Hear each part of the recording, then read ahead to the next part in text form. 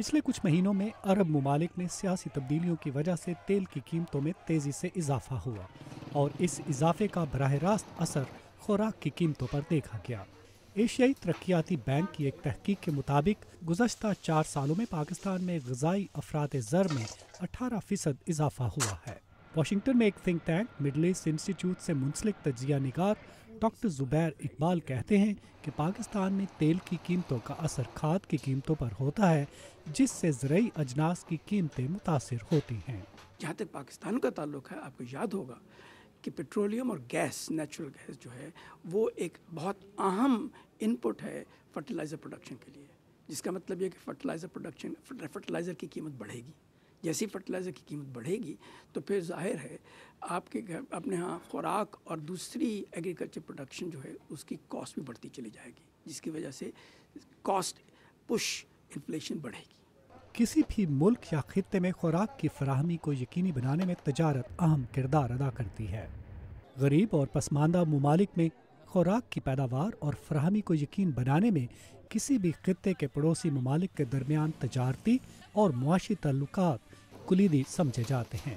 کچھ ماہرین کا خیال ہے کہ مستقبل میں جنوبی ایشیائی ممالک میں خوراک کی فراہمی اور تحفظ کا دار و مدار ان کے تجارتی تعلقات پر ہوگا۔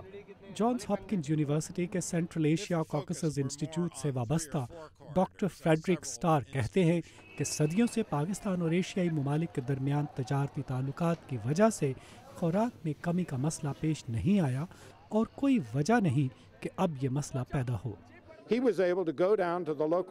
بھارت، پاکستان اور افغانستان کے لوگ کن مسئلوں میں پڑے ہوئے ہیں؟ مغل بادشاہ ظہیر الدین بابر کو 1525 میں جب وادی فرغانہ کے تربوز کی خواہش ہوئی تو وہ آگرہ میں میسر تھے۔ اس نے 16ویں صدی میں خوراک کی فراہمی کو یقینی بنانے کا حل تلاش کر لیا تھا۔ اب لوگ کیوں ویسے نہیں کر سکتے جو بابر نے کئی سو سال پہلے کیا؟ لوگوں کو کیا مسئلہ ہے؟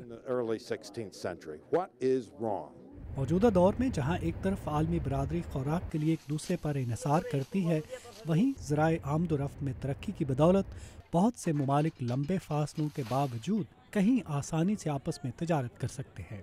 اس کی تازہ مثال پاکستانی آموں کی امریکہ برآمد کے لیے معاہدہ ہے۔ واشنگٹن میں پاکستانی سفارت خانے کے تجارتی امور کے انچارج عظمت رانجھا کہتے ہیں کہ زرعی اجناس کی برآمدات سے سب سے زیادہ فائدہ مقامی کسانوں کو ہوتا ہے۔ فنڈامنٹل جو گورنمنٹ کا آبجیکٹو ہوتا ہے کہ آپ کے جو پروڈیوس ہے، خاص طور پر جو رورل ایریاز میں ہم پروڈیوس کرتے ہیں، اس کو بیرونی منڈیوں میں ایکسیس حاصل ہو۔ اس کا امپیکٹ اس لیے زیادہ ہوتا ہے، ایگزیجریٹڈ امپیکٹ ہوتا ہے کہ آپ جب ان کو پرائسز اچھی ملتی ہیں تو آپ ان کی جو پروڈیوس ہے اس کی ویلیو کو بڑھاتے ہیں، اور اس سے جو رورل آپ کی معیشت ہے اس میں بہتری کا عمل جو ہے اس کو آپ پاسبلٹی بنتی ہے اس کو اسٹرینتھن کرنے کا۔ ماہرین کا کہنا ہے کہ ترقی یافتہ ممالک میں جیسے جیسے زرعی اجناس کو ایندھن پیدا کرنے کے لیے استعمال کا رجحان بڑھے گا، دنیا میں خوراک کی کمی کا بحران شدت اختیار کرے گا، جس سے غریب ممالک میں بسنے والے لوگوں کی مشکلات میں اضافہ ہوگا۔ ندیم یعقوب، اردو VOA، واشنگٹن۔